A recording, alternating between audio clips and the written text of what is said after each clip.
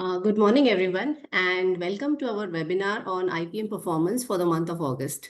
Thank you very much for joining us today on Saturday, which is a holiday.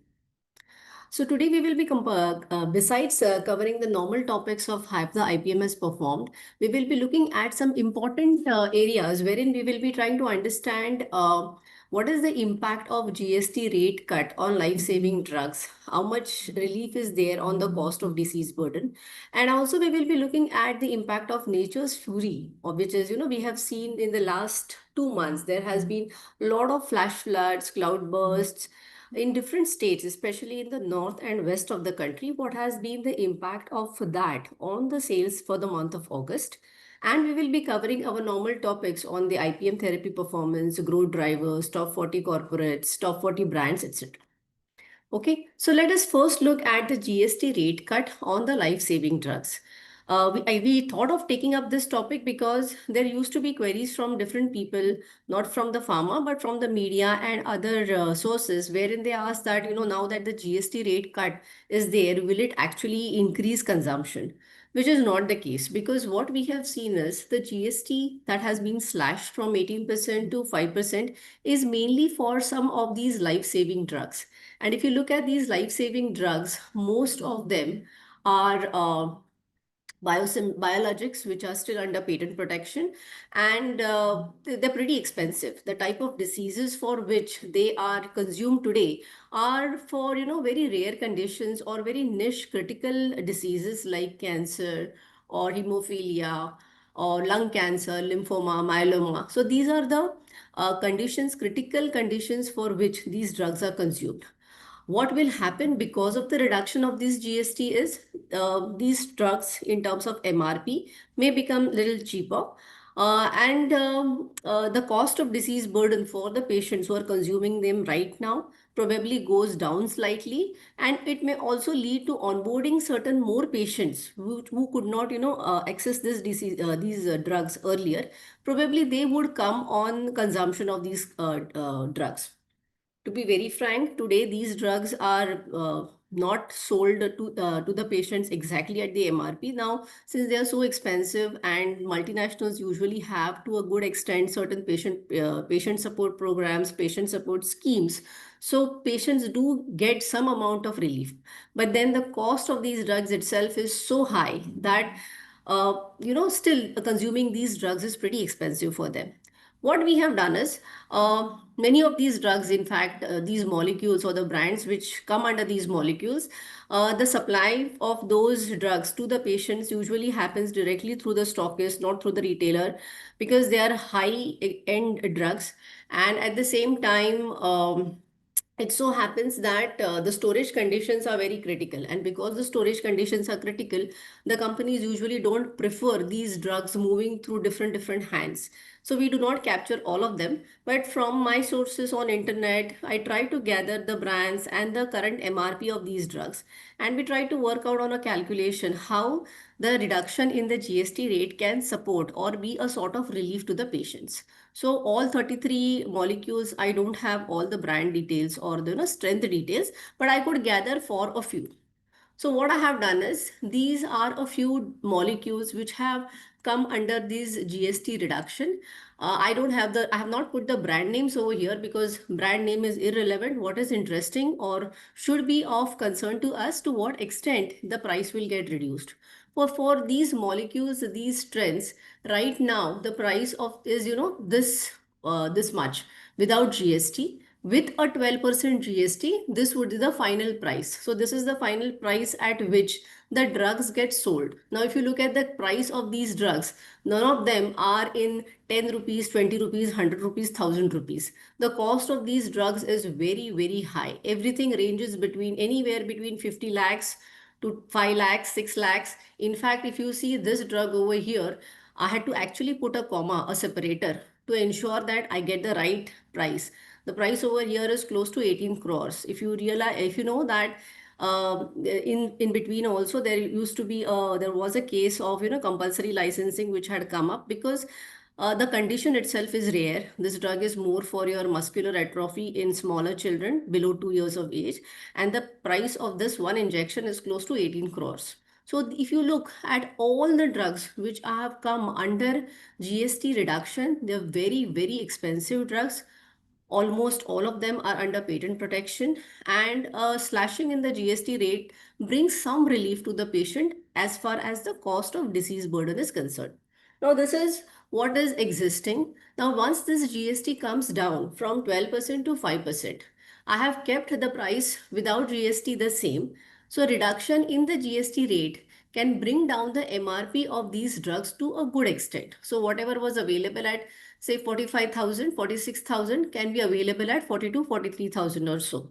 And if you see the extent of reduction per unit that comes with the GST slashing of rate is significant. Now, while the cost of the drugs is in 45,000, 50,000, and the reduction is around 3,000, 6,000, still for a patient who is bearing a lot of cost beyond the medicines, because when you are on these type of drugs, it is not just the cost of the medication but the cost of hospitalization, the cost of tests, the doctor fees that one has to pay, and many other expenses which are hidden expenses. The entire treatment becomes very, very expensive. And this, in addition to that, there is a mental burden, mental stress that the patient as well as the caregivers undergo. So this slashing of rate, GST rate, definitely helps the patients and the family of the patients to some extent. So this is, since there were a lot of queries on, what is the benefit to the patient or will the consumption go up? Consumption doesn't go up because the prevalence of the condition, disease condition remains the same, and these are life-saving drugs. Majority of the drugs, if you see, the dosage is not every day. The dosage is once in 3 months, once in 6 months. This is the frequency at which the injections are given. So it's just that the cost of the disease burden goes down for the patient. So if I want to summarize on this aspect, reduction in GST for life-saving drugs in critical diseases definitely helps in reducing the cost of burden of the disease for the common man. This is definitely a welcome move as most of the drugs are under patent protections and are very, very expensive for a common man. Reduced MRP along with some discounts through patient support programs or schemes will not just give some relief on the cost part, but may also help for onboarding patients from weaker sections of the society. Next interesting topic that had come was we used to get queries on what is the impact of Nature's Fury on August 25 sales as captured in our audit. Because we have seen that in the month of July, August, the West Zone, especially states like Maharashtra and Gujarat, had seen this floods, water accumulation, and havoc caused because of rains.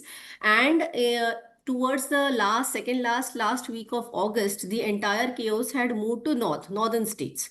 So we tried to track. So the approach that we used is, because it's like sometimes the sales goes up, goes down, but then along a linear trend, how does the sales look? So what we have done is we have taken monthly sales trend lines traced since Jan 22 along with the linear trend.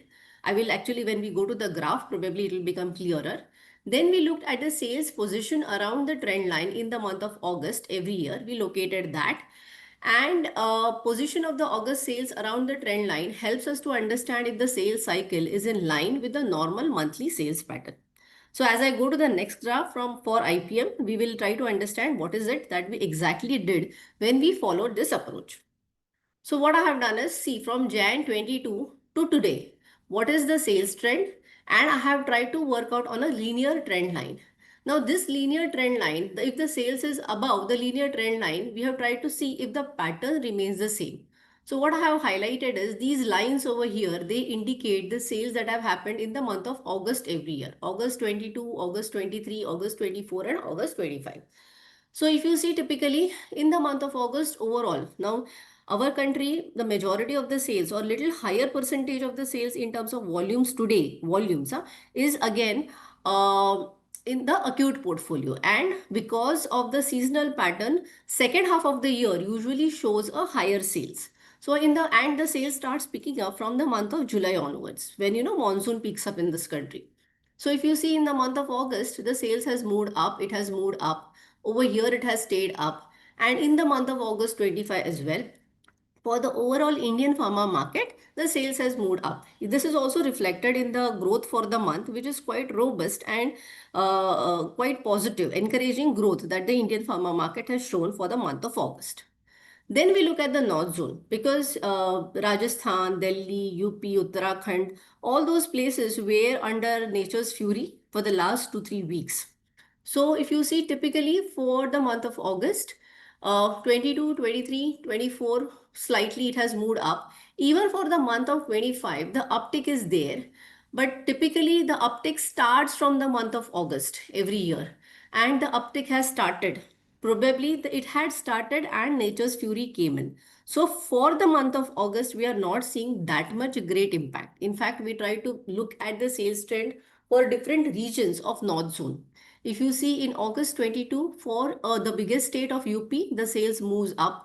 Here also it has moved up in the month of August. The upward movement started, and over here as well, the upward movement has started or has been seen in the month of August. For Delhi, Haryana, typically the sales remains on the trend line. It doesn't move up significantly, but for the last 2 years, in 23, 24, and in 25, the sales usually is along the trend line for the month of August, which is the case. Punjab, Chandigarh, typically the sales actually has come on the trend line. In the last 2 years, it used to be a slightly above the trend line, but then over here for this month, it is on the trend line. For East Zone, the month of August, sales starts picking up. So for here also, the sales is on the upward trend for the month of August, following the normal seasonal monthly trend across the different states or regions of East Zone. Bihar, Calcutta, typically for this month, the sales for Bihar usually moves up in the month of August. It has moved up. Probably it will continue to move up for the month of September as well as the season picks up. Calcutta also shows a very healthy trend line. If you see for the rest of Bengal, the sales is stagnant or remain almost the same. For Northeast, the sale has come down. A slight downward movement for the sales has been seen for the month of August. Now, West Zone is a zone which has actually seen a lot of flash floods and rain-related calamities in the last 2 months. Typically, for West Zone, the sales actually peaks up in the month of August. August 22, it has peaked up. Over here also, it has peaked up. In the month of August 24, also, it remains slightly on a higher side. Here, the sale has moved up over the trend line, but somewhere it seems to be parallel to what it was in the month of July. When we go in little details and look at what happened in Maharashtra, Mumbai, Gujarat, where there were a lot of cases of floods, we get to see that over here the trend is for Maharashtra, which is the biggest contributing region of Mumbai, sorry, biggest contributing region of West Zone. We see that the sales, which usually peaks up in the month of August, here it has stagnated. We don't see that type of peak. Usually, ideally, in the month of August, it should be well above the linear trend line, but it is very close to the linear trend line. From Maharashtra, if you look at Mumbai, we separate out Mumbai. You see, in the state of Mumbai, the sale has come down. Whereas in the month of August, in most of the months, the sale remains well above the trend line. Uh, if you look at the state of Gujarat, we also see that in the state of Gujarat, the sale has come down. MP Chhattisgarh, we did not have much news about, flash floods and rains. The sale has gone up. But in Gujarat, the sale has come down. Typically, if you see in August 22, in the month of August, the sales moves up. Here, the sales starts picking up. Even last year, I recall in the month of July, August, Surat and all the places adjoining Surat had seen a lot of flood related problems. And even same time last year, the sales had come down. So this is again a nature calamity related phenomena which was seen last year and it is seen this year as well in the state of Gujarat. If you look at South Zone trends doesn't seem to be that much impacted with the rains as far as the sales of in the month of August is concerned. The sales has remained, it has started picking up from the month of July and stays well above the trend line in the month of August. In fact, last year the sales of July, August were very close to the trend line, whereas over here for the current month, the sales have actually gone very well above the trend lines. Most of the states in south have shown a sales which is a sales trend which is in line with the long term sales.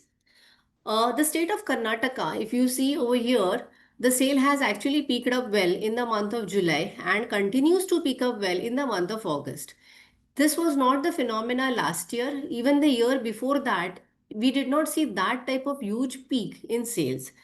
Now, I have to study the data further, but then typically Karnataka being the state which is a strong state for the cardio-diabeto sales, and whatever novel new comes in the market, it picks up pretty fast in that state first.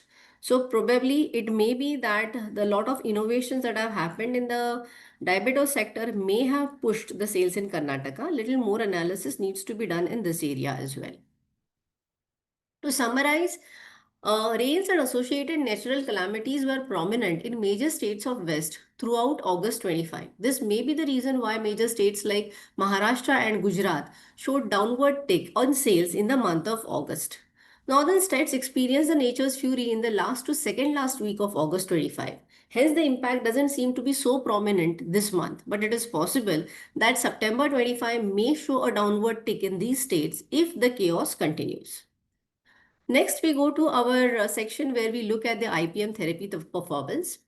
The IPM has actually shown a very healthy growth of close to 8.7% for the month of August. Unit growth is also positive.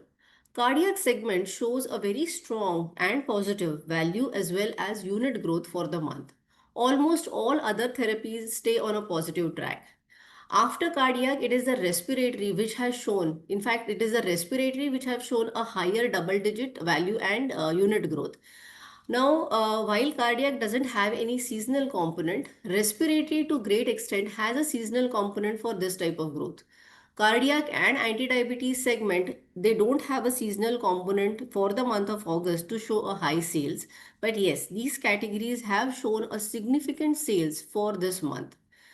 If you see other therapies also, most of the therapies continue to show a very good and encouraging positive value growth.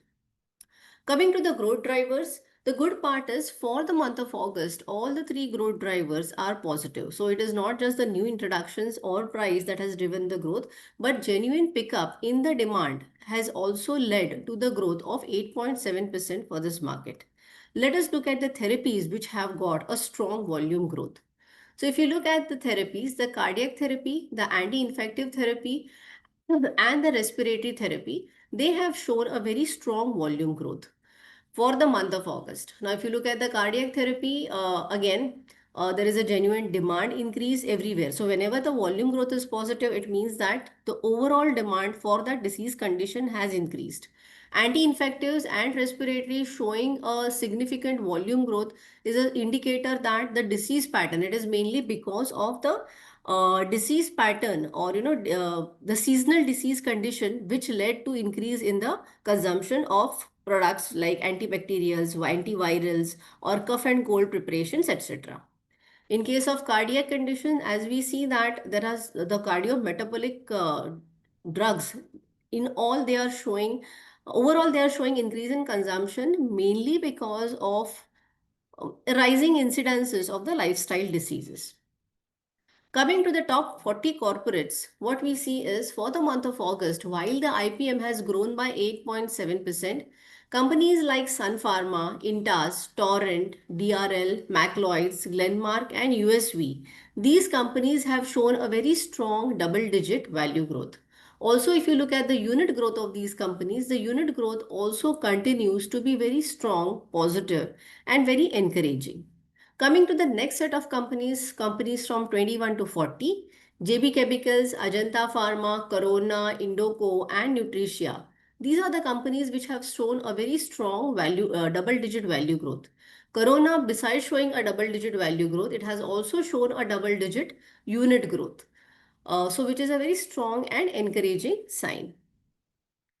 Coming to the top 40 brands, while in the last 2 months, the ranking position for the month, the Augmentin Glycomed GP were not necessarily the number one, number two brands for the last 3-4 months, but then both these brands have come back to their topmost slot at a MAT level as well as for the month in the month of August. Besides these two brands, and yes, and another thing to be observed is Augmentin has again moved to the double digit value and unit growth. Glycomed GP has also started going back to the positive growth signals in terms of units as well. Of course, value, it was a positive growth, but in terms of units, it is back to its positive growth. So both these brands have now gone and again achieved their topmost slot for the month as well as MAT period. Besides Augmentin and Glycomed GP, it is the Mixtard, Thyronorm, Telma, and Silacard. These are the brands which are showing a very strong and double-digit value as well as unit growth. Coming to the next brands between 21 to 40, Lantus from Sanofi, Brilinta, and Vertin. Brilinta from Astra, Vertin from Abbott. These are the brands which have shown a double-digit value as well as unit growth.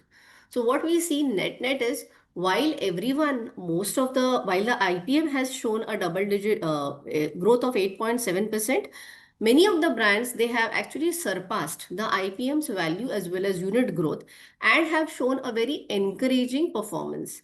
Good number of brands are not, or the consumption is not necessarily related to the seasonal disease pattern. So if you see Mixtard, Thyronorm, Telma, Silacar, this double digit growth may not be what to say may not the seasonal disease pickup is not the reason for these brands growing double digit. So genuinely there is an increase in demand, and these brands have been able to leverage the demand and grow in a double digit way. So to summarize, the IPM has shown a value growth of close to 8% with all the therapies showing a positive growth. All the three growth levers are positive for the month of August. Cardiac, anti-infectives, and respiratory therapy show a strong volume growth. For the month of August, majority of the top players have shown an encouraging value growth. Augmentin and Glycomed GP continue to retain their leadership position at MAT as well as month level. This was all from our side in terms of IPM performance for the month of August, as well as we tried to cover up certain interesting topics like impact of GST slash from 18% to 5% on the overall cost of disease burden and impact of Nature's Fury on the sales for the month of August at a regional level. Thank you so much for joining us today on a weekend, on a holiday, and enjoy your weekend. Have a great week ahead. Thank you so much.